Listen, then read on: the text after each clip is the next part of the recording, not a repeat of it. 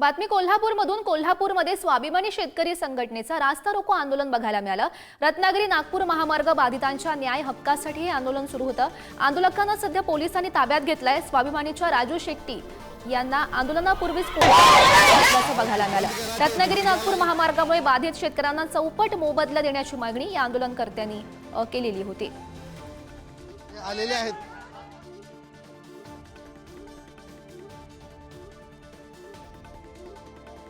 रत्नागिरी ते नागपूर या हायवेचे फक्त 30 किलोमीटरचे संपादन गव्हर्नमेंटच्या चुकीमुळे लेट झालेलं आहे आणि आम्हाला चारपट बाजारभावाचे चारपट आम्ही मागणी करतोय आणि आम्हाला बाजारभावाच्या दुप्पट सुद्धा द्यायला तयार नाही आहेत। यापूर्वी एकदा ज्यावेळी चौपट रक्कम झालं त्यावेळी सुद्धा आम्हाला 9,000, 15,000, 12,000 एवढेच मोबदला मिळालेला आहे।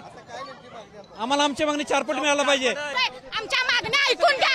आम्ही गाडीत बसणार नाही। आम्ही अशी कोणती चूक केलं की तुम्ही आम्हाला अटक करता? अजिबात नाही। आम्ही बाजूला राहतोय। आमच्या मागण्या ऐकून घ्या।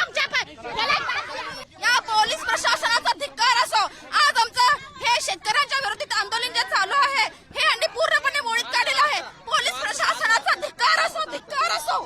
सरकारच्या दडपशाहीचा आम्ही सर्वप्रथम निषेध करतो। पोलीस प्रशासनाला पुढे करून शेतकऱ्यांच्या जमीन कवडीमोल दरांना यांना फुकट हवे आहेत। विकासाला आमचा विरोध नाही, पण 900 किलोमीटरच्या रस्त्यामध्ये फक्त 40 किलोमीटरलाच एक न्याय, इतर रस्त्याला चौपट मिळाला असताना आमच्या 8-9 गावावरच अन्याय का, हा आमचा मुख्य प्रश्न आहे।